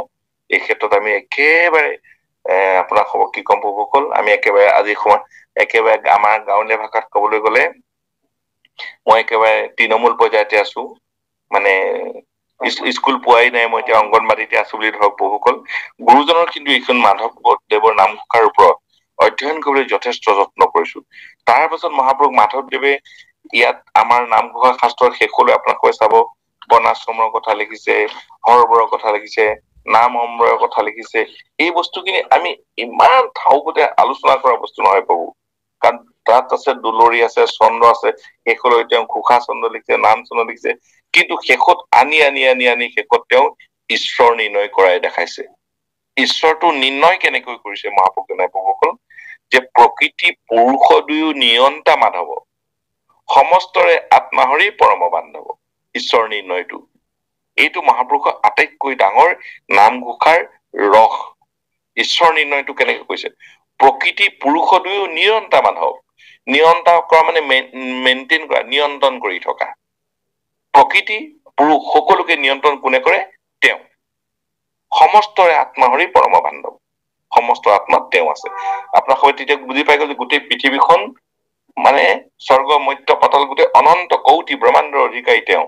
তেওঁ শেষলৈ আপোনালোকে ঘোষাচন্দ্ৰ লিখিছে, গোবিন্দ গোবিন্দ গোবিন্দ গোবিন্দ গোবিন্দ ৰাম মুৰাৰী, গোবিন্দ গোবিন্দ গোবিন্দ গোবিন্দ গোবিন্দ ৰাম মুৰাৰী, অনন্ত কৌটি ব্ৰহ্মাণ্ডৰ। আমি এখন পৃথিৱীৰ কথাই ভাবিছো, কিন্তু মাধৱদেৱে দৰ্শনে কি কৈছে? পৃথিৱী এখন নহয় প্ৰভুসকল। তেখেতে নামঘোষাৰ আটাইতকৈ ৰসতকৈ ৰস কথা লিখিছে। আমি ভাবিছো পৃথিৱীখন ভাৰতৰ নিচিনা কিমানখনো দেশ লগে, এছিয়া মহাদেশ হৈছে, এছিয়া মহাদেশৰ নিচিনা 5খন মহাদেশ লগে পৃথিৱী হৈছে, আমি সিমানতে পাইছো। কিন্তু মহাপুৰুষ মাধৱদেৱৰ দৰ্শনে কি কৈছে? অনন্ত কৌটি ব্ৰহ্মাণ্ড। গোবিন্দ গোবিন্দ গোবিন্দ গোবিন্দ গোবিন্দ ৰাম মুৰাৰী অনন্ত কৌটি ব্ৰহ্মাণ্ডৰ হৰি অধিকাৰী। আৰু সমস্ত জনৰ গোটেইখিনি অধিকাৰী হল তেওঁৰ চৰণত আপোনাক সবে শৰণ গ্ৰহণ কৰিব লাগে। তেওঁক কাৰ চৰণত শৰণ গ্ৰহণ কৰিব লাগে? তাৰপিছত তেওঁ শৰণ লিখিছে, হে কৃষ্ণ তজু পাৱে পখিলো শৰণ। একদম আইডেন্টিটি মাৰ্ক দি দিছে, আণ্ডাৰলাইন কৰি দিছে যে কাক আমি ঈশ্বৰ মানিব লাগে? হে কৃষ্ণ তজু পাৱে পখিলো শৰণ, মই অনাথৰ নাথ তুমি নাৰায়ণ। আমাৰ সকলো জীৱ জগতক জীৱকুলক চিনাকি কৰাই দিছে। অসমীয়া মানুহক নহয় প্ৰভুসকল, ভাৰতীয় মানুহক নহয়, বিশ্ব ব্ৰহ্মাণ্ডৰ মানুহৰ কাৰণে কৈছে, হে কৃষ্ণ তজু পাৱে পখিলো শৰণ, মই অনাথৰ নাথ তুমি নাৰায়ণ। ভগৱন্তৰ চৰণত শৰণটো চমুকে লিখিছে এইখিনি কথা, পাছত আমাৰ বহলভাৱে লিখা এইবিলাক আলোচনাও হৈছে বা শৰণ দিয়াৰ ব্যৱস্থাটোত আমাৰ বেলেগ ধৰণে আছে, কিন্তু তাত থাউকতে লিখিছে চমুকে। ভজন আপোনাক সবে যেতিয়া কৃষ্ণ ভগৱন্তৰ চৰণত যেতিয়া আপোনাক সবে শৰণ গ্ৰহণ কৰিলে, তাৰ পাছত নামঘোষাত পদত আপোনাক সবে চাব লিখিছে যে ভজন। তাৰ পাছতে ঈশ্বৰ চিনাক্ত কৰিলে, ঈশ্বৰ ক'ত থাকে দেখালে, ঈশ্বৰক ক'ত গলে পাব দেখালে, চব নামঘোষাৰ মাজত আছে। ঈশ্বৰক ক'ত পাব কাৰণে একদম সিদ্ধান্ত দিছে, একান্ত ভকত সবে নিগুণ কৃষ্ণৰ গুণ গায়ক বুকে যথাত, বৈকুণ্ঠকো পৰিহৰি যোগীৰি হৃদয়ৰি থাকে হৰি সাক্ষাৎ। ভগৱন্ত তাতে থাকিম বুলি কৈ দিছে। এইটো নাৰদৰ আগতো কৈছে, মহাপ্ৰভু মাধৱদেৱে নামঘোষাত আনি উলিয়াইছে। ঈশ্বৰ চিনাকি কৰি দিলে, ঈশ্বৰত আপোনাক সবক শৰণ গ্ৰহণ কৰাৰ ৰাস্তাটো দেখুৱাই দিলে। তাৰপিছত শৰণ গ্ৰহণ কৰাৰ পাছত আপোনালোকে স্কুলত বা আমি সকলে স্কুলত নাম লগোৱা হল। নাম লগালে আমি পাঠ আওৰাব লাগিব, তেতিয়াহে আমাৰ পৰীক্ষা দিব পাৰিম। তাৰপিছতে তেওঁ এই পাঠ আওৰোৱাৰ যিটো ব্যৱস্থা তাকে বোলা হল ভজন, অৰ্থাৎ ঈশ্বৰক ধ্যান কৰিবলৈ, ঈশ্বৰৰ মূৰ্তিটো আমাৰ হৃদয়ত লৈ ভজনা কৰিবৰ কাৰণে তেওঁ ভজনা কৰিবৰ কাৰণে লিখিলে, নাৰায়ণ হৰি ৰাম গোপাল গোবিন্দ ভজুহু তোমাৰ দুই পদ অৰবিন্দ। ভগৱন্তৰ চৰণত চৰণ ভজনা কৰিবলৈ আমাক শিকাই দিলে। সেই কথাখিনি তেখেতসকলে বহলভাৱে বৰ সুন্দৰভাৱে লিখিছে প্ৰভুক। ভগৱন্তক শৰণ ভজন খিনি আমাৰ হৃদয়ৰ মাজত যেতিয়া হৃদয়ত স্থিতি গ্ৰহণ কৰাইলো, ভগৱন্তক আমি লগ পাই গলো, তাৰ পাছত ভগৱন্তক নমস্কাৰ কৰক। নমো হৰি নাৰায়ণ ৰাম ৰাম ৰাম, সৰ্বধৰ্ম শিৰোগণি তোৱা গুণ নাম। সিদ্ধান্ত দিলে, হে প্ৰভু সমস্ত ধৰ্মৰ শিৰোমণি হৈছে তোৱা গুণ নাম। সেই কথাষাৰ মহাপুৰুষ জনাই আমালৈ উপদেশত লিখিছে। কৃষ্ণ বৈকুণ্ঠলৈ যোৱাৰ পাছত কি থাকি গল প্ৰভুসকল? কৃষ্ণ বৈকুণ্ঠলৈ গুচি গল, লগে লগে দ্বাপৰ যুগ শেষ হৈ গল, কলি যুগ আৰম্ভ হৈ গল। কৃপাল গুৰুজনে তাত লিখিলে, ওৱান ধৰ্ম কৃষ্ণৰ লগতে গুচি গইলা, এক স্থানে শুয়া হৰি নাম মাতে ৰইলা। কেৱল মাত্ৰ ঈশ্বৰৰ নামটো থৈ গল। এতেকে সে নামত সমস্ত পুণ্য পায়, জানিয়া যতনে ফুৰা হৰি গুণ গায়। নামে তপ নামে জপ নামে যোগ ধ্যান, নামে দান নামে পুণ্য কোটি তীৰ্থ স্থান। ইহ পৰ লোক নাম বিনে গতি নাই। শব্দটো শুনক প্ৰভু, কিমান ধুনীয়াকৈ লিখিছে। ইহ কাল আৰু পৰকাল, ইহ পৰকাল নাম বিনে গতি নাই, চাৰিও বেদৰ ইহে মুখ্য অভিপ্ৰায়। চাৰিখন বেদৰ মুখ্য কথাটো হল কি? ইহকাল আৰু পৰকালৰ মূল ধনটো হৈছে আমাৰ নাম। সেইজন ঈশ্বৰক আমি কেনেকৈ নাম লম? তাৰপিছত পাছৰ পৰ্যায়ত তেখেতে নিশ্চয় লিখিছে, আপোনালোকে নিশ্চয় চাব চাগে, পঢ়িছে আপোনালোক সকলোৱে, আপোনালোকৰ অভিজ্ঞ ব্যক্তি। উপদেশ লিখিছে, হৰি বোল কৰি মনত থিৰ, তেৱেসে সাফল্য हुए মনুষ্য শৰীৰ। মনুষ্য শৰীৰটো যদি আমি সাফল্য হব যদি বিচাৰো, কাৰণ এইটো আমাৰ শেষ জনম। মহাপুৰুষ মাধৱদেৱৰ দৰ্শনত ধৰা পৰিছে, ভগৱন্তক কৈছে মানৱী জনম সম্ভল কৰি লব। কেনেকৈ? হৰিচৰণৰ শৰণ ললো। তাৰ পিছত তেওঁ কৈছে, প্ৰভু ইবাৰ কৰোণাময় হৰি কমলাপতি মুকনাচাৰি বাৰায়ণ। মাধৱদেৱে লিখিছে, হে প্ৰভু এইবাৰ মোক কৃপা কৰা, আৰু এইবাৰ যদি মই পৰিত্ৰাণ নাপাওঁ, মই তেতিয়া আকৌ সেই যে 84 লক্ষ কোটি জীৱৰ যোনিত জন্ম হব লাগে। গতিকে মানুহৰ জনমটোৱে শেষ জনম। তেৰাৰ মতে যদি এই জনমটোত যদি আমি সাফল্য হৈ যদি আমি মুক্তি লাভ কৰিব নোৱাৰো, তেতিয়াহলে আমি কি কৰিব লাগিব? আকৌ 84 লক্ষ কোটি জীৱৰ যোনিত জন্ম হব। সেইকাৰণে কৃপাল মহাপুৰুষ শংকৰদেৱে লিখিছে, হে প্ৰভুসকল, হে মানুহসকল, তোমালোকক মিনতি কৰি কৰি কৈছো শুনা, যদি তোমালোকে মুক্তি বিচাৰা, তেতিয়াহলে তোমালোকে তোমাৰ কাৰণে এনেকুৱা এডোখৰ জেগা ঠিক কৰি থৈছো, ভকত এটা হলে যাব পাৰিব। চব প্ৰভুসকল, দিনৰ বিপৰীত শব্দ হল ৰাতি, ধুনীয়াৰ বিপৰীত শব্দ হল এলাগী, জ্ঞানীৰ বিপৰীত শব্দ হল মূৰ্খ, ধনীৰ বিপৰীত শব্দ হল দুখীয়া, স্বৰ্গৰ বিপৰীত শব্দ হল নৰক। কিন্তু কৃপালু মহাপুৰুষজনাই, শংকৰ গুৰুজনাই এনেকুৱা এটা স্থান আপোনালোকৰ আমাৰ কাৰণে, ভকতৰ কাৰণে ঠিক কৰি থৈছে, আপোনালোকৰ মহন্তসকলৰ কাৰণে, যে একমনে শুনা হৰিৰ ধ্যান, বৈকুণ্ঠ নামে আছে মহাথান। বৈকুণ্ঠৰ শব্দটোৰ বিপৰীত শব্দ আজিলৈকে ক'তো ওলোৱাই নাই। আৰু সেই জেগাখিনি কাৰ কাৰণে থৈছে? আপোনাৰ সব মহন্তসকলৰ কাৰণে। কাৰ কাৰণে থৈছে? ভকতেহে তাৰ নামক জানয়, অভকতে তাৰ গন্ধক নাপায়। নৰকৰ দুৱাৰ আছে প্ৰভু 84,00,000খন, কিন্তু বৈকুণ্ঠৰ দ্বাৰ আছে মাত্ৰ 7খন। গতিকে বৈকুণ্ঠটো খুব কম সংখ্যক যাব পাৰিব। সেই কথাখিনি গুৰুজনে শাস্ত্ৰত লিখিছে। গতিকে বৈকুণ্ঠলৈ যাব কোনে পাৰিব? ভকতেহে তাৰ নামক জানয়, অভকতে তাৰো গন্ধক নাপায়। গতিকে ভকতৰ কাৰণে এইখিনি দুইজন মহাপুৰুষ লগ লাগি আপোনাৰ সব মহন্তসকলৰ কাৰণে বৈকুণ্ঠ ঠিক কৰি থৈছে, যাৰ পৃথিৱীৰ বিপৰীত শব্দই নাই। গতিকে এইহেন মহাপুৰুষ দুজনৰ যিটো দৰ্শন, আজি যদি সেইবিলাক আমি অধ্যয়ন নকৰো, অধ্যাপনা নকৰো, উদ্ঘাটন নকৰো, উদ্ভাৱনা নকৰো, তেতিয়াহ'লে আমি নতুন প্ৰজন্মক কেনেকৈ দিম? আপোনাক সব মহন্তসকলৰ কথা নহয়, আপোনাক সবে দিব লাগিব, আজি এটা বাৰ্তা দিব লাগিব নতুন সমাজৰ সেই সেৱক সেৱিকাসকলৰ কাৰণে, সেই যুৱ বন্ধুসকলৰ কাৰণে, আই মাতৃসকলৰ কাৰণে।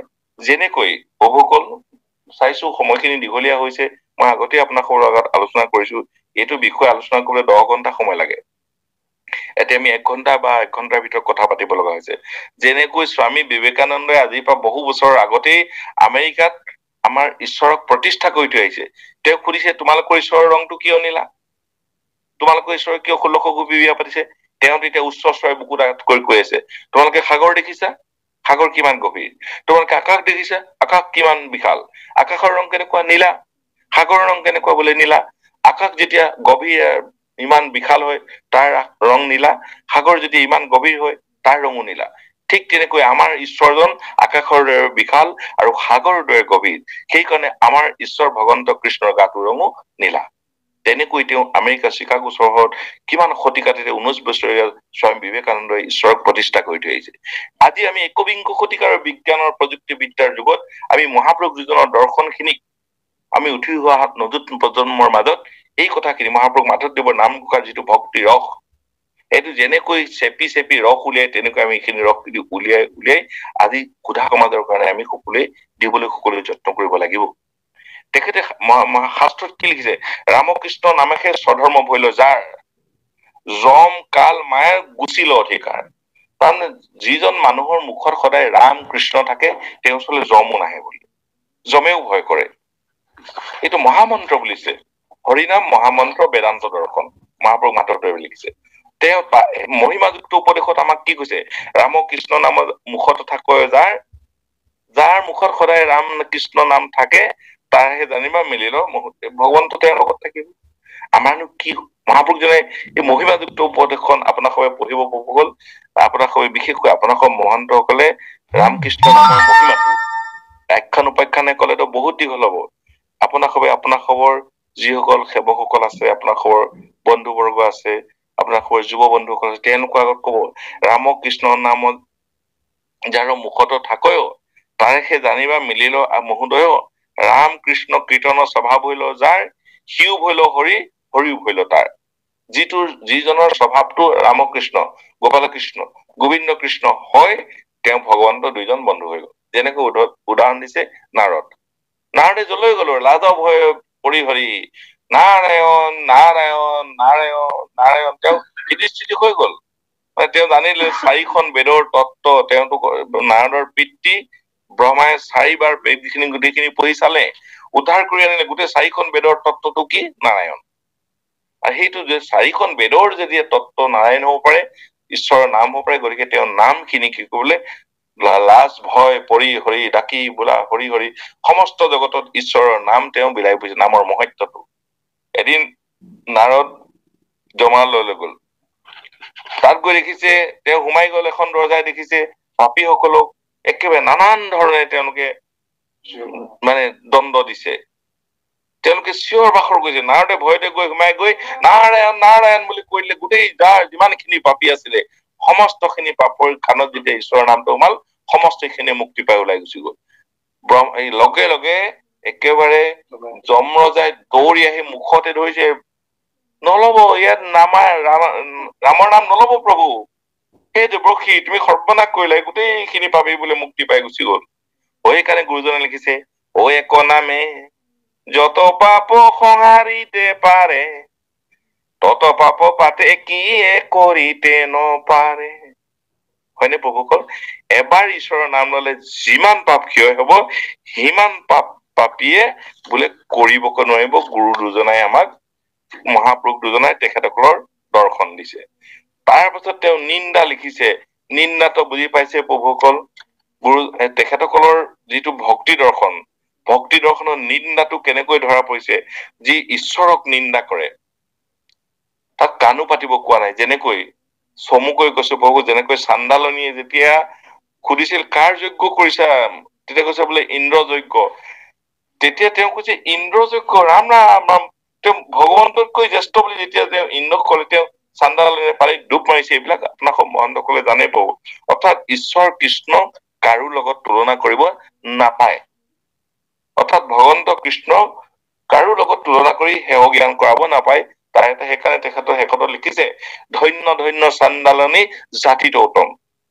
কিয় তুমি ডুব পাইছা? এই বোলে ভগৱন্ত কৃষ্ণতকৈ কোনোবা শ্ৰেষ্ঠ থাকিব? কেনেকুৱা শব্দ শুনিলো।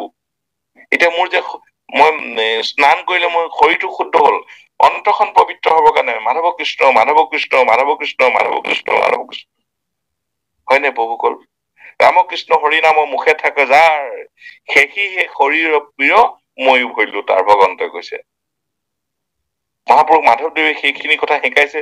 মহাপুৰুষ মাধৱদেৱৰ এই নামঘোষাৰ মাজেদি দাস্য ভকতি আৰু সপ্ৰেমতা ভকতি, যিটো ভক্তিত প্ৰভু প্ৰেম নাই সেইটো পূৰ্ণ ভকতি নহল, আৰু যিটো প্ৰেমত ভক্তি নাই সেইটো পূৰ্ণ ভকতিও নহল, প্ৰেমো নহল।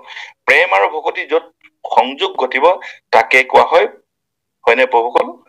কওকচোন প্ৰভুসকল, প্ৰেম আৰু ভক্তি যেতিয়া দুইটা লগ লাগি যাব তাকে কোৱা হয় সপ্ৰেম ভক্তি। এই সপ্ৰেম ভক্তি মহাপুৰুষ মাধৱদেৱে তেখেতৰ এই পৰম পবিত্ৰ নামঘোষা ধৰ্ম গ্ৰন্থখনৰ যোগেদি আমাৰ সমাজলৈ এটা বাৰ্তা হিচাপে পঠাইছে। ভগৱন্তক আমি কেনেকৈ পাব লাগিব? তেওঁ সজোৰে প্ৰাৰ্থনা কৰিছে, হে প্ৰাণ বন্ধু কৃষ্ণ কৃপাৰ ঠাকুৰ হৰি, তুমি অকণমান অনুমাত্ৰ মোক যেন সহায় কৰা। হে প্ৰাণ বন্ধু কৃষ্ণ কৃপাৰ ঠাকুৰ, অনু এক কৰা দয়া মায়া হওক দূৰ। যে মোৰ মায়া দূৰ কৰিবৰ কাৰণে প্ৰভু মোক অকমান কৃপা কৰা, কাৰণ যেতিয়ালৈকে মোৰ সন্মুখত মায়া থাকিব তেতিয়ালৈকে মই কেতিয়াও তোমাক পূৰ্ণ স্বৰূপে দেখিবলৈ নাপাওঁ। তাৰ এটা উদাহৰণ প্ৰভু, আপোনাৰ সবে টেবুলত এপাহ বগা ফুল থৈ লওক, থৈ লৈ যদি আপোনাৰ ৰঙা চশমা এযোৰ পিন্ধি চাই, সেই ফুলপাহ ৰঙা দেখিব, কিন্তু আচলতে ফুলপাহ বগা। যদি আপোনাৰ এখন কলা চশমা পিন্ধি ফুলপাহ চাই, তেতিয়া ফুলপাহ কলা দেখিব, কিন্তু আচলতে ফুলপাহ বগা। যদি নীলা চশমা এখন পিন্ধি যদি আপোনালোকে ফুলপাহ চাই, তেতিয়া ফুলপাহ নীলা দেখিব। এই মায়া বুজাবলৈ কথাষাৰ কৈছো হ'ল যে আমাক যেতিয়ালৈকে মায়ে পৃথিৱীখন আবৃত হৈ থাকিব, আমি যেতিয়া মায়াত বুৰ গৈ থাকিম, তেতিয়ালৈকে আমি ঈশ্বৰ কৃষ্ণৰ সৈতে মুখামুখি হব নোৱাৰো। এই কথাষাৰ পৰম প্ৰভু আমাৰ মহাপুৰুষ মাধৱদেৱে আমাক সকলোকে বুজাই দিছে। তেখেতে নামঘোষাৰ শেষৰ ভাগলৈ নিশ্চয় লিখিছে যে কলি যুগত আমি কি ধৰ্ম কৰিব লাগিব। এতিয়া যুগ চাৰিটা আপোনাক সব মহন্তসকলক সকলোৱে জানে প্ৰভুসকল, খিনি আলোচনাৰ বিষয় নহয়, তথাপি কৈছো কোনটো যুগত কি ধৰ্ম কৰিব লাগিব। কৃপালু শংকৰ মহাপুৰুষে আমাক মিনতি কৰি গৈছে, সত্য যোগী ধ্যান, তথা যোগে যজ্ঞ, দাপৰ জগত পূজা, কলিত শৰীৰৰ কীৰ্তন বিনে আৰু নাহিক দুজা। কলি যুগত হৰি কীৰ্তনৰ বাহিৰে বেলেগ ধৰ্ম নাই। যদি কৰে কি হব? কলিত শৰীৰৰ কীৰ্তনেৰে অন্য ধৰ্ম আচৰে মিছাতেই মাত্ৰ শ্ৰম মাত্ৰ পাবে, একোৱে ফল নৰহে, একো ফল নাপাব। তাৰ পাছত খঙেৰে কৈছে, কলিত শৰীৰৰ কীৰ্তনেৰে অন্য মতে চাহে গতি, যেন কুলবধূ নিজৰ স্বামী তেজি ভজে গয়া উপপতি। সেইগৰাকী তিৰোতাৰ নিচিনা হ'ব, নিজৰ স্বামীক ত্যাগ কৰি বেলেগলৈ গলে যিটো অৱস্থা হয়, সেইগৰাকীৰ লক্ষণটো আজি কলি যুগত এই ধৰ্ম এই যদি আমি অৰ্থাৎ এক ভগৱন্তৰ চৰণ বাদ দি যদি হৰিনাম বাদ দি অন্য ধৰ্ম কৰো, তেনেকুৱা হ'ব। সেই কথাষাৰকে মহাপুৰুষ মাধৱদেৱে তেখেতৰ নামঘোষা শাস্ত্ৰত বৰ সুন্দৰভাৱে কলি ধৰ্মৰ কথাখিনি কৈছে। ৰামকৃষ্ণ নাম ভকতৰ নৱনিধি, হয়নে প্ৰভু? নৱ মানে নতুন, হয়নে? কলি যুগে বেকত কৰিলে কোনো বিধি, ধন্য ধন্য কৰি লোকৰ মহাভাগ, সৰ্বধৰ্ম ঠেলি ৰাম নাম থলা আগ। মহাপুৰুষ মাধৱদেৱে আমাক শিকাইছে আমি কলিযুগৰ মানুহসকল ইমানেই ধন্যৰ পাত্ৰ। অন্য মানুহে কয় কলিযুগটো বেয়া যুগ, কলিযুগতকৈ পাপিষ্ঠ যুগ নাই, কলিযুগ বৰ বেয়া যুগ, কিন্তু মহাপুৰুষ যিজনে কি লিখিছে, অ ধন্য ধন্য কলিৰ লোকৰ পুন মাগ, সৰ্বধৰ্ম ঠেলি ৰাম নাম থৈলা আগ, কলিত কীৰ্তন যিটো কৰে হৰি নাম, তাৰ আৰু আচৰিব নাথাকিলে কাম। কলিযুগত যিজনে হৰিনাম ললে তাৰ আৰু কৰিবলগীয়া নাথাকিল। সেইখিনি কথাকে তেওঁ আকৌ স্পষ্ট ভাৱে লিখিছে, ধন্য ধন্য কলিৰ লোকৰ মহাভাগ। সেই কথাখিনি আমি কলিযুগ বেয়া বুলি কওঁ, কিন্তু মহাপুৰুষজনে লিখিছে, অ কলিকে শ্ৰেষ্ঠ যুগ চাৰি যুগ মাজে, প্ৰশংসে কলিক মহা মহন্ত সমাজে, ধৰ্ম অৰ্থ কাম মুখ্য সবে কলিত পাই, কলিৰ সমান শ্ৰেষ্ঠ যুগ নাই নাই। আমি কলিযুগক বেয়া বুলি ভাবো, কিন্তু গুৰু দুজনৰ দৰ্শনৰ মতে কলিৰ সমান শ্ৰেষ্ঠ যুগ নাই নাই। কি কাৰণে? ধৰ্ম অৰ্থ কাম মুখ্য সবে কলিত পাই, কলিৰ সমান শ্ৰেষ্ঠ যুগ নাই নাই। সেই কথাষাৰকে মহাপুৰুষ মাধৱদেৱে নামঘোষাত যুগ ধৰ্ম নিৰ্ণয়, কলি ধৰ্ম নিৰ্ণয় বুলি কৈছে। তাৰ শেষলৈ আপোনাক নিশ্চয় পঢ়িছে প্ৰভুসকল, আই মাতৃসকল, আপোনাক মহন্তসকলৰ আগত চমু আহিছে, মহাপুৰুষ মাধৱদেৱৰ নামঘোষা শাস্ত্ৰখনৰ ভক্তিও উলিয়াবলৈ প্ৰভু সাদিন সাদাতিও শেষ নহব। মোৰ আজিও মনত পৰি আছে, মোৰ স্বনাম ধন্য পৰম্পৰা প্ৰভু জনাই কৈছিলে, হেমন্ত মহাপুৰুষ মাধৱদেৱৰ নামঘোষাৰ এটা বাক্য এটা লাইনৰ এখন অভিধান হব বুলিছিলে। পাছত শেষলৈ গুৰুজনে মহাপুৰুষজনে নামৰ কথা লিখিছে, বহুসকল কেশৱ কমলাকান্ত অনন্ত অনাদি, নিত্য নিৰঞ্জন শুদ্ধ বুদ্ধ বেদবাণী, বেদৰ বাণী কেশৱ কমলাকান্ত, হয় নে প্ৰভুসকল?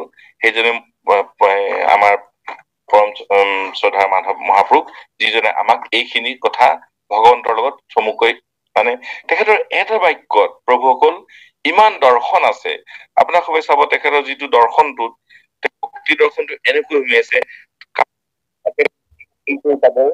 আপোনালোকে কি কয় নামঘোষাৰ শেষলৈ চাব, নাম তাৎপৰ্য লিখিছে, বৈকুণ্ঠৰ কল্পতৰ ভাগৱত শাস্ত্ৰ, ইহাৰ উত্তমৰ হৰিনাম মাত্ৰ, হৰিনামে হৰিনামে হৰিনামে গতি, হৰিনামে ভকতৰ কেৱল মুকুতি, সিদ্ধান্ত দিলে। শেষত নামঘৰৰ শেষৰ পাজলৈ মাজতে লিখিছে শেষলৈ যে তাৎপৰ্য কিবা কৰিছ, তাতে লিখিছে যে বৈকুণ্ঠৰ কল্পতৰু ভাগৱত শাস্ত্ৰ, কল্পতৰু মানে এনেকুৱা এটা বস্তু, এনেকুৱা গছ, যিজোপা গছত বৃদ্ধই বিচাৰিলে বৃদ্ধৰ কাৰণে পাব, আইসকলে বিচাৰিলে আইসকলৰ কাৰণে পাব, যুৱকসকলৰ কাৰণে বিচাৰিলে যুৱকসকলে পাব, শিশুসকলৰ কাৰণে বিচাৰিলে শিশুসকলে পাব, তেনেকুৱা এজোপা গছ। সেই বৈকুণ্ঠৰ কল্পতৰু শাস্ত্ৰ ভাগৱতৰ শাস্ত্ৰ বুলিছে। এই ভাগৱত শাস্ত্ৰৰ ইয়াৰ উত্তম ৰসটো হৈছে কি? হৰিনাম। মহাপুৰুষ মাধৱদেৱে তেখেতৰ নাম লিখিছে, ভাগৱত শাস্ত্ৰ, ইহাৰ উত্তম ৰস হৰিনাম মাত্ৰ, হৰিনামে হৰিনামে হৰিনামে গতি, হৰিনামে ভকতৰ কেৱল মুকুতি, কৃষ্ণ পাদ পদ্ম দুই মূৰ নিজ গতি, হৰিনাম বিনে আন নাজানো ভকতি। একদম সিদ্ধান্ত দিছে প্ৰভুসকল।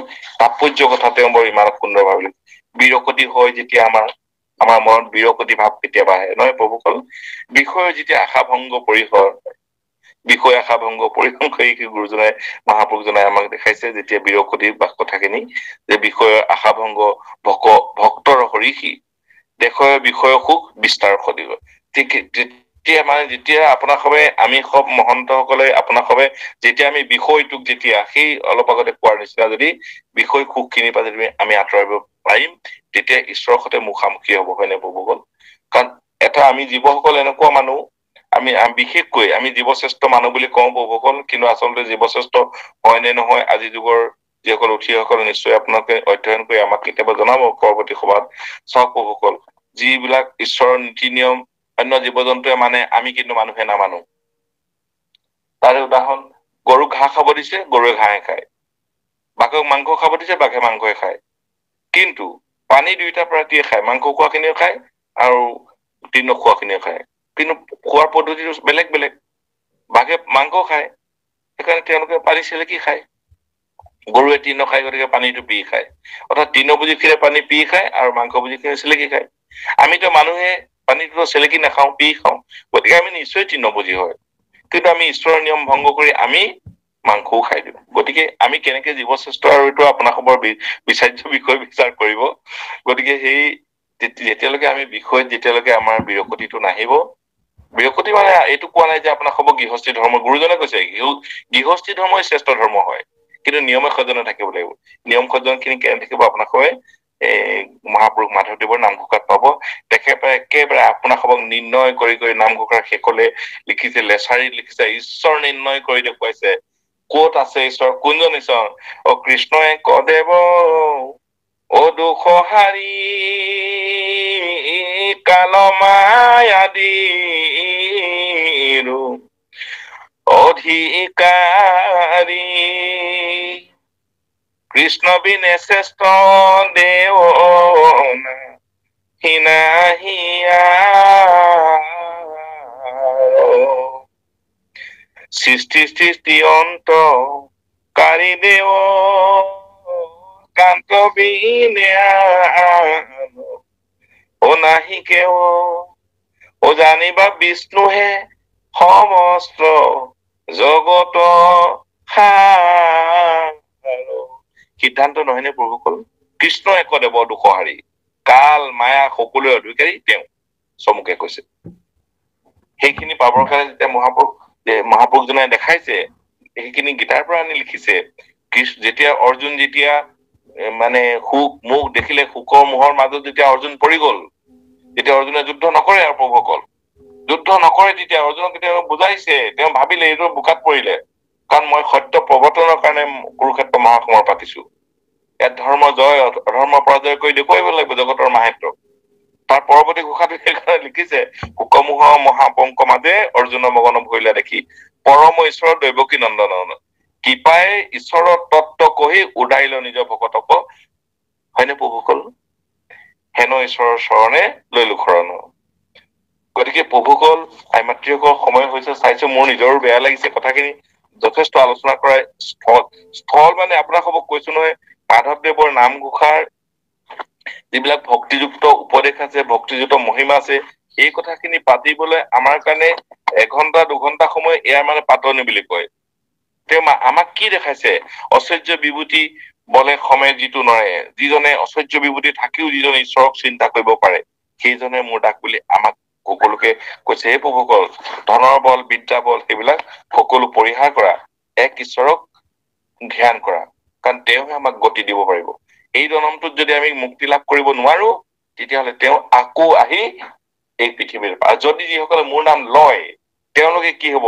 ঘোষা শাস্ত্ৰত লিখিছে, আপোনাক পঢ়িব প্ৰভুসকল, তাত লিখিছে, অ মাধৱে কহন্ত অৰ্জুনত শুনাই তুপ ও মাৰ্থ তত ভকতে হেমুৰ মহিমা জানে নিশে। ভকতেহে মোৰ মহিমাটো জানে, ঈশ্বৰে কৈছে। মোৰ মহিমা স্বয়ং লক্ষীও নাজানে, মোৰ মহিমা কোনে জানে? ভকতেহে জানে।